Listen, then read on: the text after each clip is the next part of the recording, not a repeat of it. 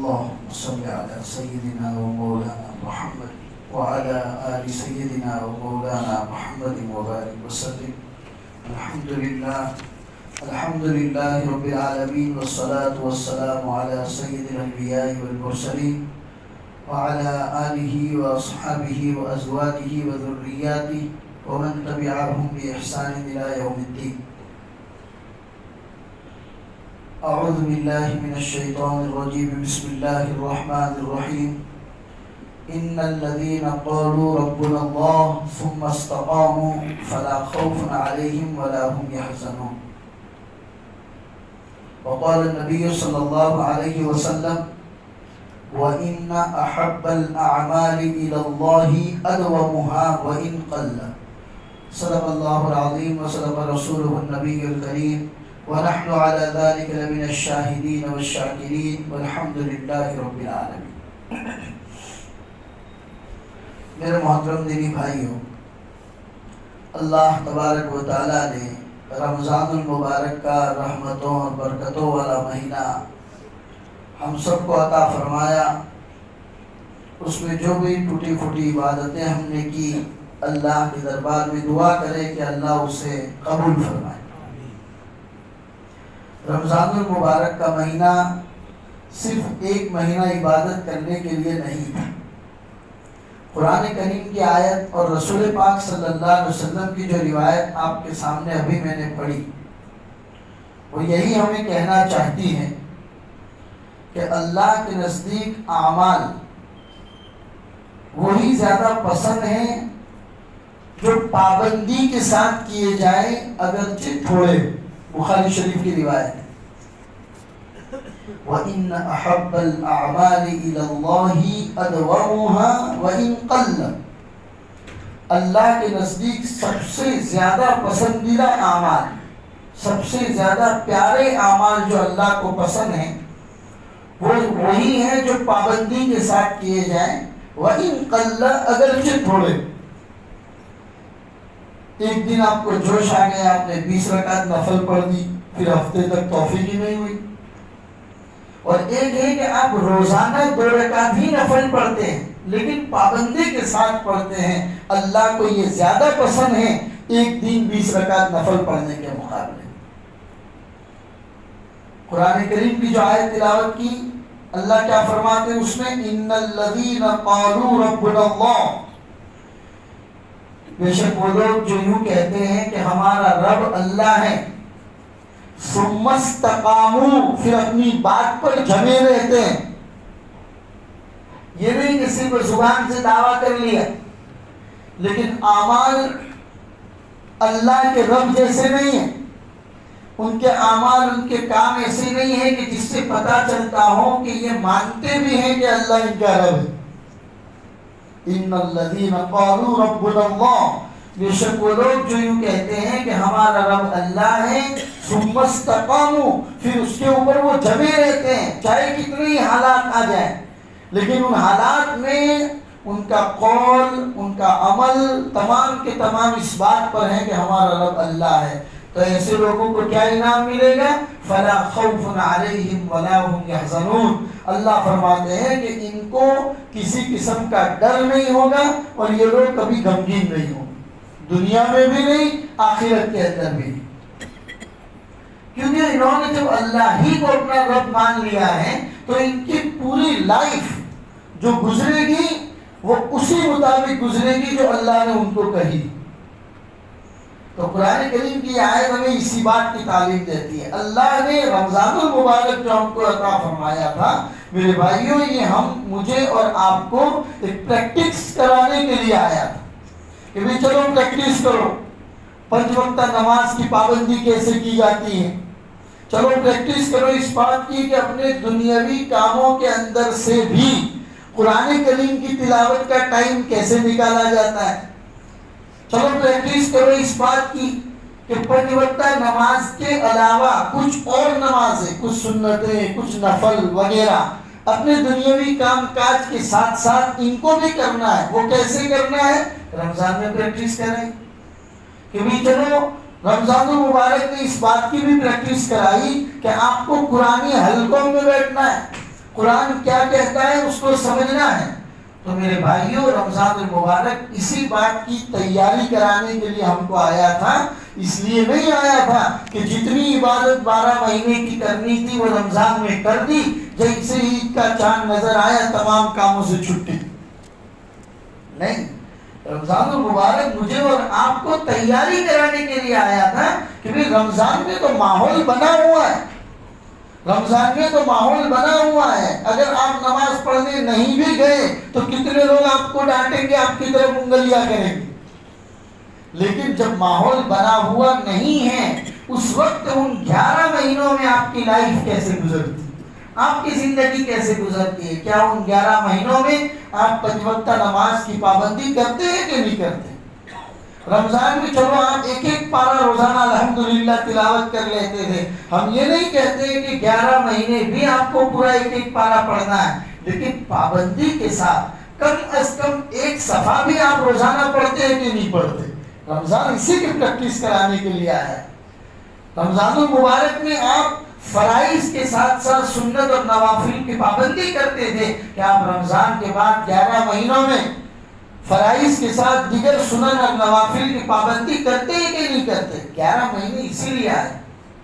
ابن تیمیہ رحمۃ اللہ علیہ بہت بڑے اللہ کے ولی گزرے، مزاج کے بڑے تیز تھے، اسی وجہ سے اس زمانے میں سن 700 ہجری کے ہیں، زیادہ زندگی ان کی جیلوں میں ہی گزری ہے، کیونکہ کوئی بات شریعت کے خلاف ذرہ برابر برداشت تو نہیں کر پاتے تھے۔ جو بھی حکومت آتی تھی کوئی بات ایسی کہہ دیتے تھے کہ اٹھا کے ان کو جیل میں ڈال دیا جاتا تھا، لیکن کام اس امت کے لیے اتنا زبردست کر کے گئے ہیں۔ ابن تیمیہ رحمۃ اللہ علیہ بہت بڑے امام گزرے، وہ فرماتے ہیں کہ اگر کوئی آدمی یہ دیکھنا چاہتا ہے کہ میری رمضان کی عبادتیں اللہ کے دربار میں قبول ہوئی یا نہیں ہوئی، اگر کوئی انسان یہ دیکھنا چاہتا ہے کہ میری رمضان المبارک کی عبادتیں اللہ کے دربار میں قبول ہوئی کہ نہیں ہوئی، تو اس کی آسان سی مثال یہ ہے کہ دیکھو رمضان کے بعد اس کا معمول کیا ہے۔ اگر رمضان المبارک کے بعد بھی اس کا معمول یہ ہے کہ وہ نمازوں کی پابندی کرتا ہے، قرآن کی تلاوت کرتا ہے، گرچہ تھوڑی کرتا ہے لیکن پابندی کے ساتھ وہ کرتا ہے، کچھ سنت کچھ نوافل یہ بھی ادا کرتا ہے، کچھ یتیموں کا مسکینوں کا خیال رمضان کے بعد بھی وہ لوگوں کا رکھتا ہے، تو سمجھ لو کہ اس کی عبادتیں اللہ کے دربار میں قبول ہوتی ہیں۔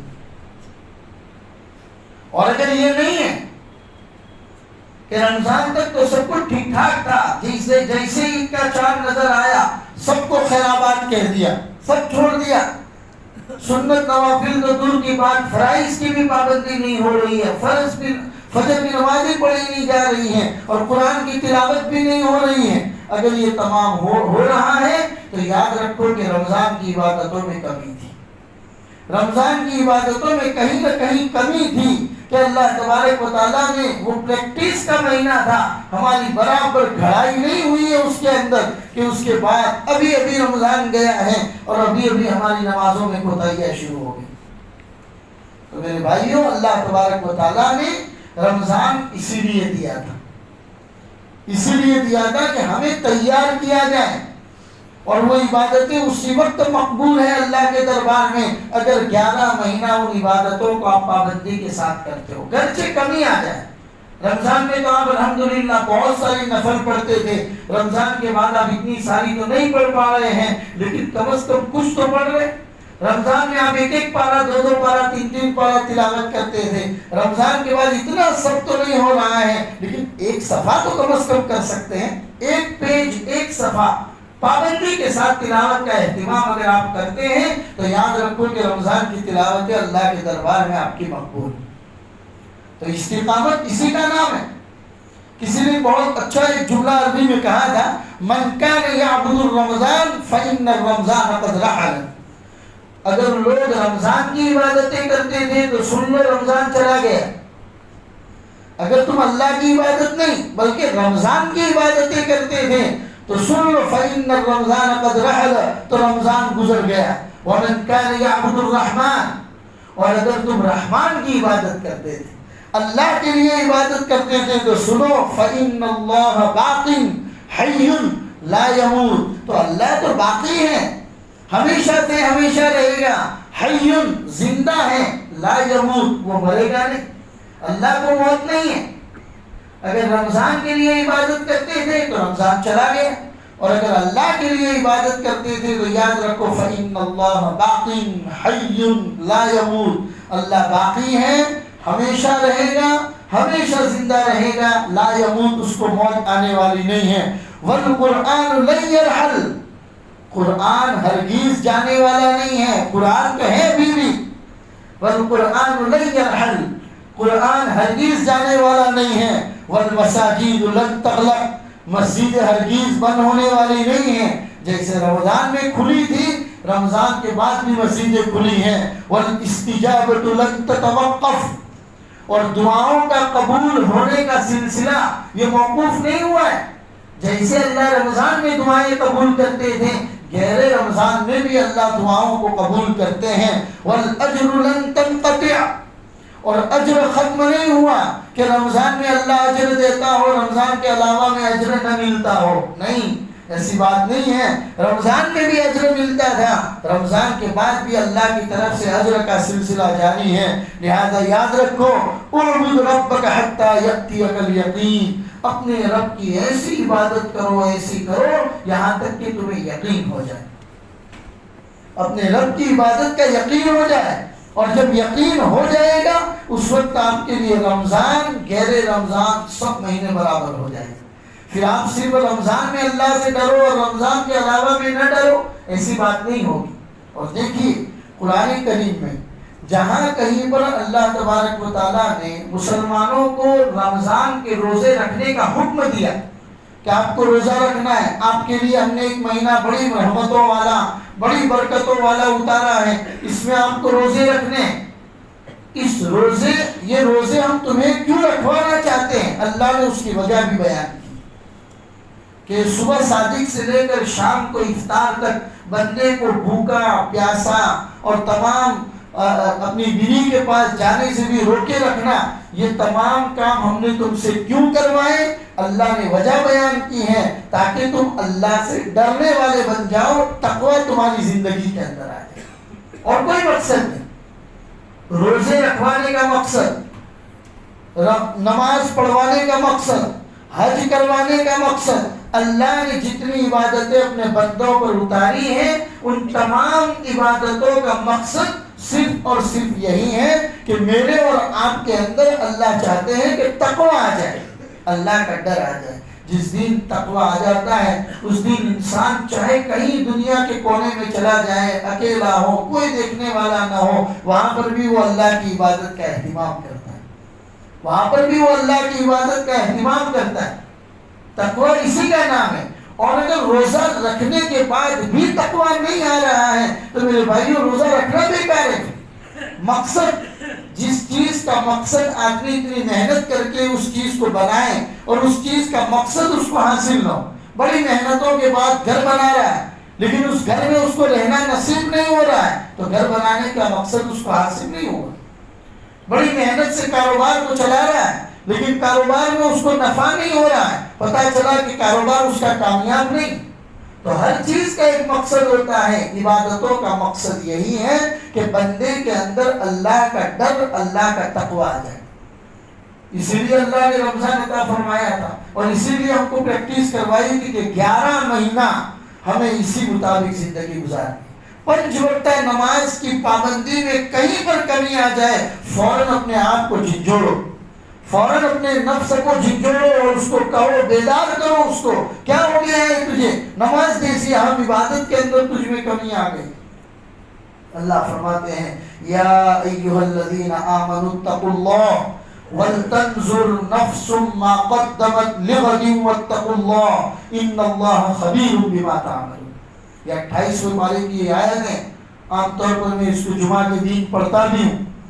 اللہ فرماتے ہیں یا ایھا الذین آمنوا اتقوا اللہ، اے ایمان والو اللہ سے ڈرو، ولتنظر نفس ما قدمت لغد، کہ اور تمہارے اندر ایسا نفس ہونا چاہیے جو بار بار اس بات کو سوچے کہ میں نے آگے اللہ کے لیے کیا کر کے بھیجا ہے۔ دنیا کا تو سب سیٹ اپ تیار کر دیا میں نے، ہاں اتنا کما لیا کہ میری نسلوں کو بھی مل جائے، اتنا میں نے سیٹ اپ تیار کر کے رکھا ہے کہ میرے بچے بھی گھر بیٹھے آرام سے کھا سکتے ہیں۔ دنیا کی تو آپ نے تیاری کر لی، آخرت کی آپ نے کیا تیاری کی؟ وَلْتَنْظُرْ نَفْسٌ مَا قَدَّمَتْ لِغَدٍ، آئندہ کل کے لیے تم نے کیا کر کے بھیجا ہے؟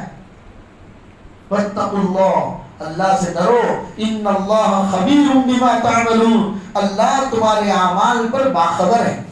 وَلَا تَكُونُوا كَالَّذِينَ نَسُوا اللَّهَ فَأَنسَاهُمْ أَنفُسَهُمْ، ان لوگوں کی طرح مت بنو جنہوں نے اللہ کو بھلا دیا، جب اللہ کو بھلا دیا تو اللہ نے ان کو بھی بھلا دیا۔ میرے بھائیو، جب میرا اللہ مجھے اور آپ کو بھلا دے تو دنیا میں کون ہے جو یاد رکھے گا؟ دنیا میں کون ہے جو یاد رکھے گا؟ یہ تو اس کا کرم ہے کہ اتنے گناہوں کے باوجود اس نے اپنی رحمتوں کو ہم سے ہٹایا نہیں ہے۔ راتوں کو ہزاروں گناہ کر کے سوتے ہیں، صبح اٹھتے ہیں، ہمارے لیے ہوا پانی اس نے بند نہیں کیا، عزت کے ساتھ اٹھاتا ہے، بستر پر احترام کے ساتھ چائے بھی پہنچاتا ہے اور ناشتہ بھی بڑی عزت کے ساتھ کھلاتا ہے، اور دوبارہ صحت تندرستی کے لیے ہمیں اٹھاتا ہے۔ حالانکہ ہم تو دعا کر کے سوئے، اللہم بسمک اموت و احیا، اموت یعنی اللہ مر رہا ہوں میں تو، کیونکہ نیند جو ہے وہ موت سے قریب ہے، نیند ایک طرح کی موت ہی ہے۔ اسی لیے تو صبح اٹھتے ہیں تو کیا دعا پڑھتے ہیں؟ الحمدللہ الذی احیانا بعد ما اماتنا، اے اللہ تیرا فضل ہے کہ تو نے مجھے زندہ کیا بعد اس کے کہ میں تو مر گیا تھا، میں رات کو سویا تھا یعنی کہ مر گیا تھا۔ تو موت ایک طرح کی نیند، ایک طرح کی موت ہے۔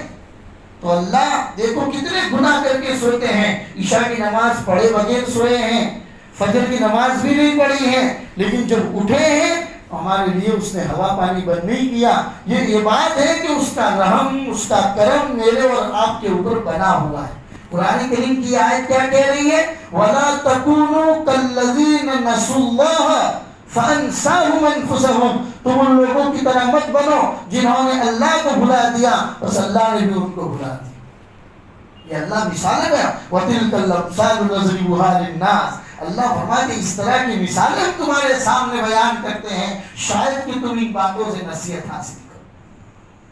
تو قرآن کریم کے 28ویں پارے میں اللہ نے ہمیں اسی بات کی طرف اہمیت دلائی۔ اور پہلی آیت جو میں نے پڑھی، ان الذین قالوا ربنا اللہ ثم استقاموا فلا خوف علیہم ولا هم یحزنون، اللہ فرماتے ہیں جن لوگوں نے یہ جملہ اپنی زبان سے کہا کہ ہمارا رب اللہ ہے، پھر اس بات پر جمے بھی رہے چاہے کتنے ہی حالات آ جائے، اپنی باڈی لینگویج یا اپنے کسی بھی کام سے ایسا نہیں دکھایا کہ وہ اللہ کا دربار چھوڑ کر کسی اور دربار کی طرف جا رہے، جمے رہے چاہے کتنے بھی حالات آئے، اللہ کو رب مانا ہے تو بس مانا ہے، اسی کے اوپر جمے رہیں۔ اللہ نے اعلان کر دیا فلا خوف علیہم ولا هم یحزنون۔ اور قرآن کریم نے ایک دوسری جگہ پر تو اسی آیت کے ٹکڑے کے ساتھ اللہ فرماتے حتی تتنزل علیہم الملائکہ، جو لوگ یوں کہتے ہیں کہ ہمارا رب اللہ ہے پھر اس پر جمے رہتے ہیں، اللہ فرماتے ہیں ان کی نصرت اور مدد کے لیے فرشتوں کی ٹیمیں اتار دیتے ہیں، فرشتوں کی ٹیمیں اتار دیتے ہیں، جس کو علامہ اقبال نے کہا ہے فضائے بدر پیدا کر فرشتے تیری نصرت کو اتر سکتے ہیں گردوں سے قطار اندر قطار بھی، یعنی تو اپنے اندر بدر جیسا ماحول تو پیدا کر۔ رمضان تو نے گزار دیا، کیا تو بھول گیا کہ 17 رمضان المبارک وہ رمضان تھا جس میں نبی پاک صلی اللہ علیہ وسلم کی دنیا کے بڑے دشمنوں کے ساتھ اسلام کی پہلی جنگ ہو رہی ہے۔ 17 رمضان المبارک جنگ بدر، 313 صحابہ، وہاں پر مشرکین کا 1000 ٹھاٹھے مارتا ہوا سمندر، ہتھیاروں سے لیس، اور یہاں 313 کے پاس 2 گھوڑے، 2 اونٹ، ٹوٹی ہوئی تلواریں، کچھ نہیں ہے، لیکن رسول پاک صلی اللہ علیہ وسلم اسی 17 رمضان کا وقت ہے، رات کو سجدے میں جا کر اللہ سے کہہ رہے اللہ یہ 313 ٹوٹی پھوٹی ٹیم لے کر تیرے دربار میں آیا ہوں، کل صبح ان کا مقابلہ بڑی مشرکین مکہ کے ساتھ ہے، اے اللہ اگر یہ ختم ہو گئے تو اس سرزمین پر تیرا کوئی نام لینے والا نہیں ہوگا۔ روئے گر گرائے اللہ کے سامنے، پھر میدان کے اندر اترے۔ علامہ اقبال اسی کو یاد دلا رہے ہیں، فضائے بدر پیدا کر، بدر جیسا ماحول پیدا کر، فرشتے اتر سکتے ہیں گردوں سے قطار اندر قطار بھی، آج بھی فرشتے تیری بھی مدد کے لیے آسمانوں سے اتر سکتے ہیں۔ لہذا میرے بھائیوں، رمضان المبارک انہی تمام باتوں کی یاد دہانی کے لیے آیا تھا۔ مختصر بات یہی ہے کہ اللہ کے نزدیک وہی اعمال پسندیدہ ہے جو اعمال پابندی کے ساتھ کیے جاتے ہیں۔ ایک نہیں کہ جوش میں آ گئے تو 20 رکعت پڑھ لی، جوش میں آ گئے تو 40 رکعت پڑھ لی، اور پھر اس کے بعد ہفتے تک کوئی نام لینے والا ہی نہیں۔ بخاری شریف کی جو روایت میں نے آپ کے سامنے بیان کی، ان احب الاعمال الی اللہ ادومها، اللہ کو سب سے زیادہ پسندیدہ اعمال کون سے ہیں؟ تو کہتے ہیں جو پابندی کے ساتھ کیے جائیں، وَإِن قَلَّ، اگرچہ تھوڑے۔ اگر آپ پابندی کے ساتھ روزانہ ایک صفحہ بھی قرآن کریم کی تلاوت کرتے ہو، یہ اللہ کو بہت پسند ہے۔ روزانہ پابندی کے ساتھ 2 رکعت نفل بھی آپ پڑھتے ہیں، یہ اللہ کو بہت پسند ہے۔ لہٰذا میرے بھائیوں، رمضان اسی کی پریکٹس کرانے کے لیے آیا تھا کہ صرف رمضان تک عبادتیں نہیں کرنی ہے، 11 مہینے مسلسل انہی اعمال کو پابندی کے ساتھ کرتے رہنا ہے۔ اور اگر اللہ تبارک و تعالیٰ کی طرف سے تو ہر وقت اعلان ہوتا ہے کہ میرے بندو میرے دربار میں آ کر مانگا کرو، میں دینے کے لیے تیار ہوں، اور اگر تم نے اللہ کو بھلا دیا تو پھر اللہ بھی تمہیں بھلا دے گا۔ فَلَمَّا زَاغُوا أَزَاغَ اللَّهُ قُلُوبَهُمْ، جن کے دل ٹیڑے ہو گئے، جنہوں نے اپنے دل اللہ سے ہٹا دیے، تو اللہ ان کے دل پھر ٹیڑے کر دیتا ہے۔ اللہ کے دربار میں وہ لوگ فاسق لکھے جاتے ہیں، اور فاسق لوگوں کی اللہ مدد نہیں کرتا ہے۔ یہ قرآن کریم کی آیت ہے۔ لہذا اپنے آپ کو اگر بدلنا چاہتے ہیں، اپنے آپ میں تبدیلی لانا چاہتے ہیں، تو تبدیلی لانے کے لیے رمضان کا مہینہ کافی تھا میرے بھائیوں۔ وہی رمضان کا مہینہ ہماری پوری روٹین کے اندر تبدیلی کے لیے آیا تھا۔ اسی تبدیلی کے ساتھ ہمیں پورے 11 مہینے گزارنے ہیں۔ پھر دیکھیے، چاہے آپ کے کاروبار ہو، چاہے آپ کے پرسنل پرابلمس ہو، جو بھی مسائل ہو، دیکھو اللہ کی طرف سے کیسی مدد آپ کے لیے اترتی۔ ہمارا حال یہ ہو گیا ہے میرے بھائی، ہم عبادت کرنا نہیں چاہتے، عبادتوں میں کمی، اللہ سے دعائیں کرنا نہیں چاہتے۔ کتنی تکلیفیں ہوتی ہیں، اس کو بیان کرتے اس کو بیان کرتے، ہزاروں لوگوں کے سامنے جا کے اپنے دکھوں کا دکھڑا روتے، لیکن کبھی یہ توفیق نہیں ہوتی کہ بس آج تو جانا ہے مسجد میں، 2 رکعت صلاۃ الحاجہ کی نیت سے یا صلاۃ التوبہ کی نیت سے پڑھنی ہے، اور سجدے کے اندر جا کر اللہ کے سامنے اپنا دل نکال کے رکھ دینا۔ ارے اپنی تکلیفوں کا مداوا، اپنی تکلیفوں کا دکھڑا اس بڑے دربار میں جا کر ایک مرتبہ رونے کی عادت ڈالو، اس اللہ کے سامنے مانگنے کی عادت ڈالو۔ خدا پاک کی قسم اللہ تبارک و تعالیٰ فرماتے ہیں وَيَرْزُقُهُ مِنْ حَيْثُ لَا يَحْتَسِبُ، ایسی جگہ سے روزی دوں گا کہ تم نے سوچا بھی نہیں ہوگا، اور ایسے دروازے فتوحات کے تمہارے لیے کھول دوں گا کہ تم نے اس کے بارے میں سوچا بھی نہیں ہوگا۔ لہٰذا میرے بھائیوں، رمضان کا یہ مہینہ ان تمام باتوں کی تیاری کرنے کے لیے آیا تھا۔ اللہ ہمیں توفیق دے اور زیادہ عمل کرنے کی، کہ پابندی کے ساتھ اس کو کرتے رہیں۔ خاص طور پر میرے بھائیوں، 5 وقتہ نماز میں کوتاہی اور کمی نہ آئے، اس کی فکر کریں۔ رمضان المبارک کے اندر جیسے پابندی کے ساتھ نماز مسجد میں جماعت کے ساتھ ہم وقت پر پڑھتے تھے، کوشش کرو کہ 11 مہینے اپنی نمازوں کو، 5 وقتہ نمازوں کو مسجد ہی میں ادا کرنا ہے، وقت پر ادا کرنا ہے، اور جماعت کے ساتھ ادا کرنا ہے۔ اسی طریقے سے رمضان المبارک میں اللہ کی دی ہوئی توفیق کے مطابق تلاوت کرتے تھے، تو اس کا اہتمام کرو۔ گرچہ رمضان جتنا نہیں ہو پاتا ہم سے، لیکن کم از کم 1 صفحہ قرآن کریم کی تلاوت روزانہ کریں گے۔ ان باتوں کا اہتمام کرنا ہے۔ اللہ ان باتوں پر ہم سب کو عمل کی توفیق عطا فرمائے۔ پھر یہ کہ رمضان المبارک کے اندر روزے رکھے الحمدللہ، شوال المکرم کے اندر رسول پاک صلی اللہ علیہ وسلم کی روایت ہے کہ کوئی آدمی عید کے بعد شوال کے مہینے میں اگر 6 روزے رکھتا ہے، شوال کے مہینے میں اگر 6 روزے رکھتا ہے، تو وہ آدمی اللہ کے دربار میں پورے سال روزے رکھنے والا لکھا جاتا ہے، کیونکہ اللہ کے وہاں ایک نیکی کا ثواب 10 گنا ہے۔ آپ نے رمضان کے روزے رکھے پورے مہینے کے، تو 300 دن روزہ رکھنے کا ثواب تو ایسے ہی ہو گیا، 6 دن اور رکھ لو تو 360 ہو جائے گا، یعنی اللہ کے وہاں پورے سال روزہ رکھنے کا ثواب ملے گا۔ اور یہ نہیں ہے کہ عید کے بعد فوراً رکھنا ہے، پورا شوال کا مہینہ آپ کے پاس ہے، 7 تاریخ آج ہوئی ہے، آپ کے پاس شوال کے 23 دن ابھی اور بچے، ان 23 دنوں میں جب بھی اللہ تبارک و تعالیٰ توفیق دے 6 دنوں کے روزے رکھ لے میرے بھائیوں، تاکہ اللہ تک کے دربار میں پورے سال روزہ رکھنے کا ثواب ملے۔ پھر یہ کہ قرآن کی تلاوت کا بھی اہتمام کرنا ہے اور قرآن کی تعلیمات کا بھی اہتمام کرنا ہے، خود قرآن سیکھنا بھی ہے، اپنے بچوں کو سکھانے کا اہتمام کرنا ہے۔ مدرسوں کے اندر شوال کے مہینے سے نیا سال شروع ہوتا ہے، جیسے اسکول وغیرہ کے اندر مئی جون سے نیا سال شروع ہوتا ہے، مدرسوں کے اندر بچوں کی تعلیم کے لیے شوال سے نیا سال شروع ہوتا ہے۔ اب 10 شوال سے یعنی پیر منگلوار وغیرہ سے تمام مدرسے شروع ہو جائیں گے، لہذا اپنے بچوں کے فیوچر کی پلاننگ کرو، مستقبل کی پلاننگ کرو کہ کیا کرنا ہے۔ اب الحمدللہ مدرسوں کے اندر، بڑے مدرسوں کے اندر بھی مدرسہ پلس اسکول دونوں کی تعلیم کا سلسلہ شروع ہو چکا ہے۔ جیسے خود ہمارے مدرسے میں ماٹلی والا کے اندر الحمدللہ 1 سے لے کر 8 تک اسکول کی تعلیم اس سال ابھی الحمدللہ 9-10 کی بھی پرمیشن مل جائے گی۔ انگلش میڈیم اسکول کی بہترین ویوستھا ہے، جہاں پر آپ کا بچہ صبح مدرسہ آئے گا 7 بجے، وہاں سے لے کر 11 بجے تک مدرسہ پڑھے گا، مدرسہ پڑھنے کے بعد کھانا کھا کر اس کو سو جانا ہے۔ اول وقت میں ظہر ہوگی 2 بجے اور 2 بجے سے لے کر 5:30 بجے تک اس کو اسکول پڑھنا ہے، 2.5 گھنٹہ اس کو اسکول پڑھنا ہے۔ ضروری سبجیکٹ اس کو پڑھائے جاتے ہیں انگلش میڈیم میں، اور پڑھانے والے ٹیچر بھی وہی ہیں جو CBSE میں پڑھاتے ہیں، CBSE اسکول میں پڑھاتے ہیں، وہ ٹیچرز یہاں آ کر پڑھاتے ہیں۔ تو ایسے اچھا تعلیم کا نظم ہے، گھر پر بیٹھ کر اپنے بچوں کی فیوچر کی پلاننگ کرو اور اچھی تعلیم اپنے بچوں کو دلاؤ میرے بھائی، اس کی فکر کرو، ورنہ کل قیامت کے دن اللہ کے سامنے بھی میں اور آپ منہ نہیں دکھا پائیں گے۔ ان بچوں نے اگر محشر کے میدان میں گریبان پکڑ لیا اور کہہ دیا کہ اللہ ہمارے باپ نے بہت اچھا موبائل تو دلوایا تھا، کپڑے تو بہت اچھے دلوائے تھے، گاڑی بھاڑی کا تو انتظام کیا تھا، لیکن میرے باپ نے اچھی تعلیم کا انتظام نہیں کیا، کیا جواب دے پائیں گے؟ کلکم راعٍ وکلکم مسئول عن رعیتہ، تم میں سے ہر آدمی ذمہ دار ہے اپنی اولاد پر، اور کل قیامت کے دن تم سے تمہاری ذمہ داری کے بارے میں پوچھا جائے گا۔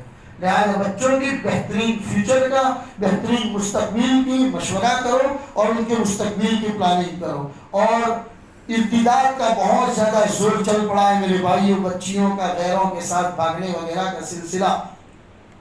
جمعیت علماء کی طرف سے تمام مسجدوں میں جمعہ کے دن اس اعلان کو کہا گیا تھا، اس کے بہت سارے ریزنز ہیں میرے بھائیوں۔ بڑا دکھ ہوتا ہے کہ ہمارے ماحول میں رہنے والی بچیاں بھی جو غیروں کے ساتھ، جن کو گندگی اور پلید کے درمیان فرق نہیں ہے، ایسے لوگوں کے ساتھ ایمان والوں کی بچیاں جو بھاگ جاتی ہیں تو بڑا درد ہوتا ہے۔ یوں ہوتا ہے کہ کہاں کمی رہ گئی ہمارے اندر، کہاں کمی رہ گئی۔ اس کی فکر صرف علماء کی ذمہ داری نہیں ہے، ہر ہوشیار آدمی، ہر عقلمند آدمی معاشرے کا، یہاں بیٹھا ہوا ہر آدمی کی ذمہ داری، کرسی پر بیٹھے ہوئے امام صاحب کی خالی ذمہ داری نہیں، یہاں بیٹھے ہوئے ہر عقلمند آدمی کی ذمہ داری ہے کہ اپنے بچوں کے اوپر پورا نظر رکھے، پورا واچ کرے، ان کی پرسنل لائف کو دیکھے، کہاں جاتے ہیں، کیا کرتے ہیں، اسمارٹ فون دلایا ہے تو اس کا استعمال کیسے ہو رہا ہے۔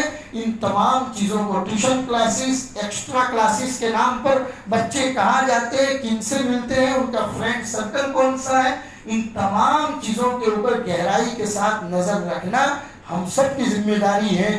آج کسی اور کی بچی بھاگی ہے، کل یہ بات ہمارے گھر کے اندر آئے گی تو میرے بھائیوں رونے کے لیے جگہ نہیں ملے گی، منہ چھپانے کے لیے جگہ نہیں ملے گی۔ اللہ ایسی کوئی بھی ناگہانی حالت سے ہم میں سے ہر فرد کی حفاظت فرمائے، ہمارے قوم کی بچیوں کی حفاظت فرمائے، لیکن بچیوں کو اس بات کا احساس دلانا یہ ہم میں سے ہر ایک آدمی کی ذمہ داری ہے، اس لیے کہ قیامت سے پہلے یہ حالات آئیں گے کہ ایمان والے فٹافٹ ارتداد کی طرف چلے جائیں گے، ایمان چھوڑ کے چلے جائیں گے، ایمان کی چنگاریاں ان کے اندر نہیں ہوگی۔ اللہ ایسی ناگہانی حالات سے ہم میں سے ہر فرد کی حفاظت فرمائے۔ وصلی اللہ علی النبی الکریم وعلی آلہ